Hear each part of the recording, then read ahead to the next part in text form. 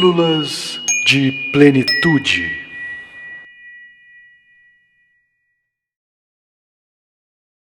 Olá, bem-vindos a mais um Pílulas de Plenitude. Tudo que você sempre quis saber sobre plenitude, mas não tinha para quem perguntar. Eu sou o Pedro Mazilo, esse é o Eduardo Alexander, idealizador do projeto As 5 Plenitudes, e aqui a gente vai explicar, responder, tirar dúvidas, debater assuntos relevantes para esse assunto, né? Então já estou aqui com uma pergunta de hoje, Eduardo, que é a seguinte: você fala muito em medicinas clássicas.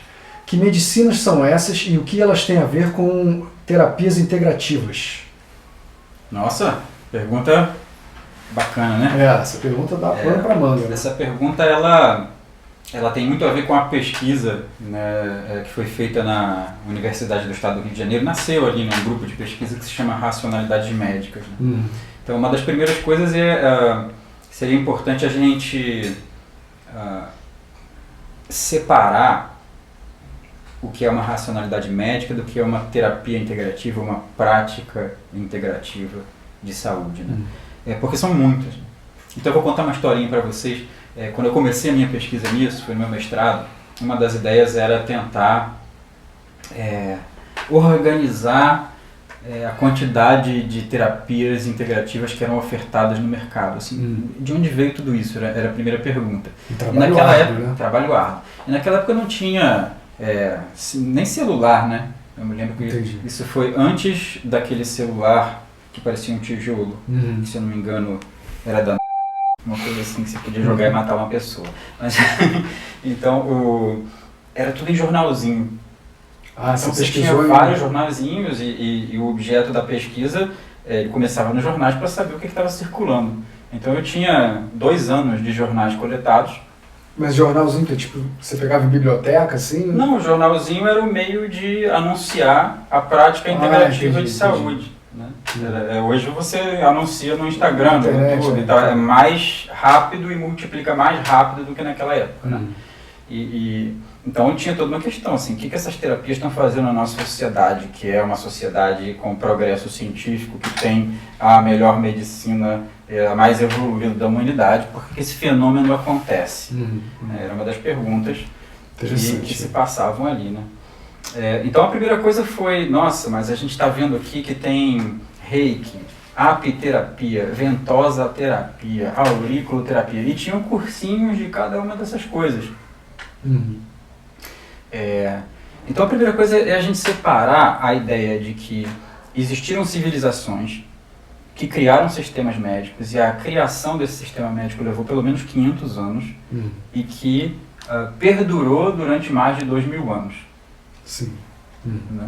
Então isso é diferente de uma pessoa que saca uma determinada ideia, que pode ser uma ideia boa, que pode ter um valor terapêutico, mas entenda que o acúmulo de conhecimento e de experiência entre essas duas coisas é muito diferente. Né? Então, basicamente, quando a gente fala medicinas clássicas, é que elas tiveram esse trajeto de serem medicinas criadas e usadas em civilizações antigas. Né? Então, se a gente está falando, por exemplo, das duas mais antigas, a medicina chinesa e a medicina ayurvédica. Né? Ambas... A medicina ayurvédica eu não tenho tanta propriedade para falar, mas a chinesa, a princípio, levou 400 a 500 anos para ser formada, né, enquanto uma racionalidade médica, começando em 300 a.C., terminando em 200 depois de Cristo.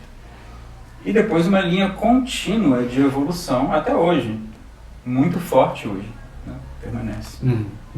Entende? Até hoje ela está se desenvolvendo. Até hoje ela está se desenvolvendo. Então nós temos aí, isso aqui, o que eu falei é histórico, né? Tem um relato mitológico que ela teria começado 5.000 anos antes de Cristo, a gente não está contando esse relato. Entendi. Estamos contando só a história. Né? Então, de 500 anos do período formativo, né, até 200 depois de Cristo, mais 1.800 anos do período evolutivo, você pode dizer que são literalmente bilhões de pessoas que podem ter usado. Bilhão tem só a China de hoje, né? É verdade, ao longo dos anos. Então, você vai somando, né? Que usaram tanto do ponto de vista do médico, né? Quanto do ponto de vista da população ou da civilização. Uma pessoa que foi tratada com aquele saber. Então, basicamente assim, é um conhecimento que ele tem muita consistência, passou pelo teste do tempo, ele não teve um viés científico na sua origem, mas depois, no seu final, quando a ciência passa a ser uma forma dominante de formação de conhecimento nesse planeta, ele interage com a ciência. Né? Então dizer assim, a medicina chinesa não é científica. Tem muita pesquisa científica em medicina chinesa, muita pesquisa científica em medicina ayurvédica. Né? Então colocando essas duas civilizações, e como eu falei, eu não tenho tanto conhecimento da escala histórica da medicina ayurvédica, mas certamente é o mesmo no sentido de ser uma medicina que teve um período formativo e que ela persiste durante milênios como uma medicina totalmente associada a uma cultura de uma civilização antiga. Teria uma terceira, que seria a medicina grega, que foi dada na medicina romana, que de alguma forma influenciou a medicina árabe e que influenciou o que a gente chamou, o que hoje poderia ser chamado de uma proto-medicina na Europa medieval. E alguns desses princípios foram dar como princípios na medicina ocidental contemporânea, nossa medicina hegemônica, né? Como, por exemplo, a princípio, faz-se o juramento hipocrático. Né? Hipócrates como sendo um representante da medicina grega. Né? Então essas seriam assim, medicinas clássicas, sendo que as duas, chinesa e ayurvédica, elas persistem no tempo sem descontinuidade, e a greca, romana, árabe, ela não persiste sem descontinuidade.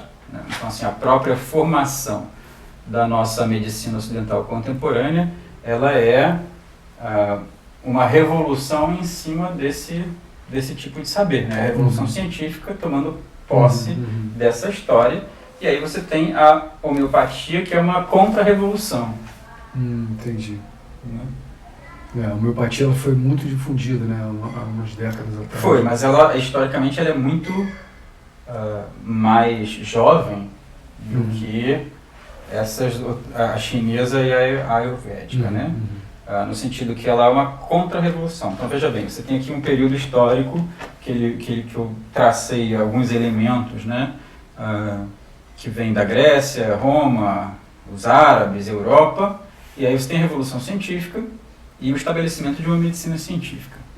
Que começa mesmo no final, 1700 e muito, uma coisa assim. Né? Começa com pasteurismo, teoria do germe, essas coisas assim. E aí, logo em seguida, você tem a contra-revolução, que é a homeopatia, também nascendo na Europa, como uma forma de dizer, não, nós não queremos essa revolução mecanicista, nós queremos continuar no vitalismo. Então, o que elas têm em comum? Todas elas são vitalistas. Elas usam desses princípios que a gente está falando aqui em todos os vídeos.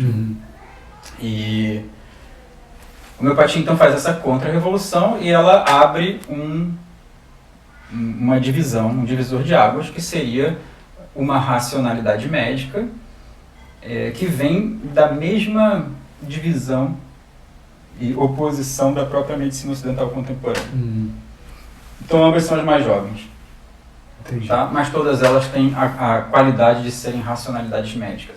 E, então, para serem racionalidades médicas, elas têm que ter um certo encadeamento teórico que explica um monte de coisas neste encadeamento. Eu vou falar super rápido aqui, que meu tempo está esgotando, então seria uma explicação de como o universo funciona, de como o ser humano nasce, qual é o papel do ser humano nesse universo, de como o ser humano adoece ou permanece saudável, como funciona o corpo humano, como funciona a dinâmica vital do corpo humano, como você lê essa dinâmica vital, e aí tem todo um conjunto de terapias associadas dentro dessa linha, desse modelo teórico. Então isso seria uma condição para se tornar racionalidade médica. Então eu acho que eu falei muito de racionalidade médica hoje, vamos deixar para o próximo vídeo a questão das terapias integrativas, tá bem? Ok, beleza. Então, não percam o próximo vídeo, onde a gente vai dar continuidade a esse papo aqui. Obrigado por assistirem e até a próxima.